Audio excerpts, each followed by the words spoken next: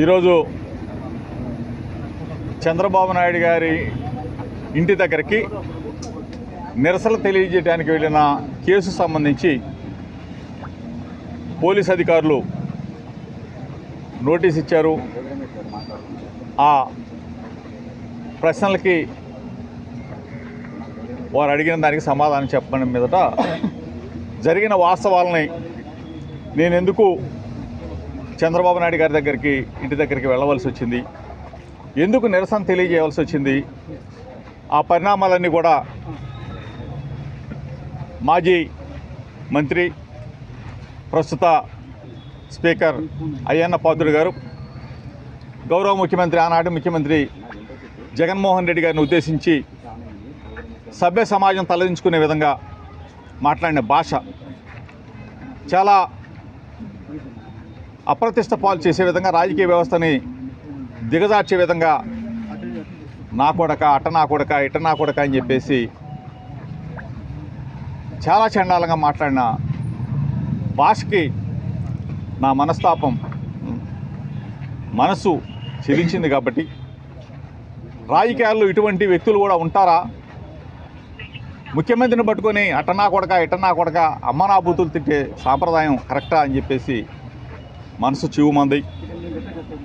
చంద్రబాబు నాయుడు గారి దగ్గరికి వెళ్ళి తెలియజెప్తే 40 సంవత్సరాల సుదీర్ఘ అనుభవం ఉన్న చంద్రబాబు నాయుడు గారు అన్న అటువంటి వ్యక్తుల్ని మందలిస్తాడు.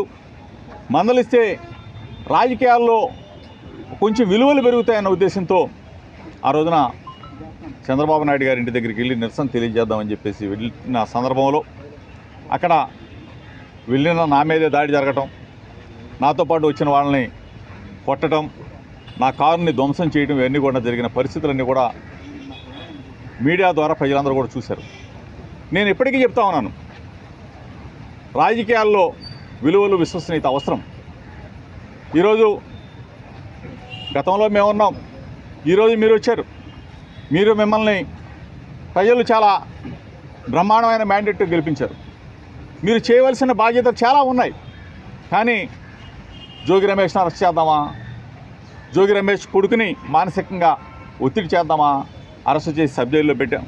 ఇవన్నీ క్షణికావేశం, మనం ఆనందం పొందటానికి పనికొచ్చాయి తప్ప చరిత్ర మరీ పునరావృతం అవుతుంది. దయచేసి పాలకులు ఆలోచన చేసుకోమని అడుగుతూ ఉన్నాను.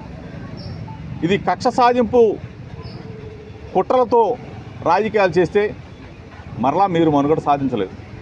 ప్రజలు చూస్తూ ఉన్నారు. అభంశుభం తెలియని నా కొడుకు మీద ఎగిరిగోల్డ్ ఏంటి, ఎగిరిగోల్డ్ ఆశ ఎవడన్నా కొంటాడండి? డబ్బులు పెంచి మీరు ఏ విధంగా కొనుక్కున్నారో, మొబైలు, నా ఫోను, ఇప్పుడు కాదు, నేను యువజన కాంగ్రెస్ 2002లో యువజన కాంగ్రెస్, అప్పటి నుంచి ఒకటే ఫోన్ నంబరు 9848047522, అదే నెంబర్ వాడతా. ఇంక ఫోన్లు మార్చేది లేదు, అది ఇంకోటి లేదు. వాళ్ళకి ఏది కావాలంటే అది సహకరిస్తాం. అవ్వకుండా ఏముంటుంది ఇందులో? ఉన్న వాస్తవాలే కదా. ఇందులో దాపరికేం లేదు, దాగుడు మూతలు లేవు. వాళ్ళు రమ్మన్నారు, సహకరించాం, వాళ్ళు అడిగిన దానికి అన్నిటికీ సమాధానం చెప్పాం, రాతపూర్వం కూడా రాసుకున్నారు. కేవలం పరుష పదజాలం వాడటానికే గత గవర్నమెంట్లో ఎక్కువ ప్రయారిటీ ఇచ్చారనేది ఇప్పుడు మంత్రులు కానీ ఎమ్మెల్యేలు కానీ వ్యాఖ్యలు ఇస్తున్నారు. దాని మీద ఏం కాదు. పరుషుల పదజాలం వాడుంటే, మేము తప్పు చేస్తుంటే ప్రజలు మమ్మల్ని ఏం చేశారో మీకు తెలుసు. ప్రజలు ఈరోజు అదే పని కానీ చేస్తే రేపు మిమ్మల్ని ఏం చేస్తారో చూసుకోండి.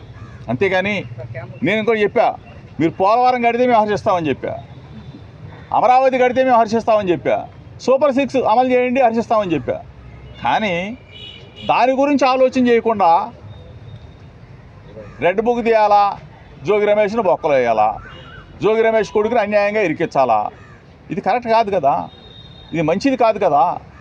అపంశుభం తెలియని వాళ్ళు ఏం చేశారు?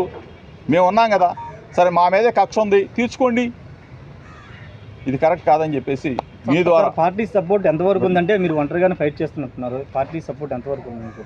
అసలు పార్టీ సపోర్ట్ నాకు అర్థం కాదు. పార్టీ సపోర్ట్ నేను మంచివాడిని, నా దగ్గర నీతి ఉంటే ఎవరైనా నిలబడతారు. జోగి రమేష్ బలహీన వర్గాల్లో అంటే అంచెలంచెలుగా ఎదిగాం కాబట్టి ఒకళ్ళు తీసుకొచ్చి నన్ను ఇక్కడేమో ఎక్కిసలా, ఎవరో తీసుకొచ్చి ఇక్కడ కూర్చోబెట్టలా. యువజన కాంగ్రెస్ నుంచి మెట్టు పేర్చుకుంటే ఇట్లా ఎక్కాం, అంతేకాని ధనమంది తీసుకొచ్చి నన్ను అందరం ఎక్కించలా. పార్టీ సపోర్ట్, పూర్తి సపోర్ట్ ఉంటుంది. ఎందుకు ఉండదు? తప్పు చేయనంత వరకు పార్టీ సపోర్ట్ ఉంటుంది. జగన్మోహన్ రెడ్డి గారి సపోర్ట్ ఎందుకు ఉండదు? నువ్వు ఎట్లా కొనుక్కున్నావో డబ్బులు పెట్టి మేమంతే కదా కొనుక్కుంది. ఏదా తప్పుడు భూమి అయితే మేమెందుకు కొనుక్కుంటాము, మేమెందుకు అమ్ముతాము? టోటల్గా మీకు మొత్తం కూడా వివరాలతో సహా డాక్యుమెంట్స్తో సహా రేపు మీకు మొత్తం సార్, ఇస్తాం. అక్రమ కేసులు బన్యాం ఇచ్చారు కదా, దీని మీద మీరు ఎలా చేసేవారు? న్యాయస్థానాలు ఉన్నాయి కదా, న్యాయం ధర్మం ఉంటుంది, తప్పనిసరిగా న్యాయమే గెలుస్తుంది. Okay sir, thank you.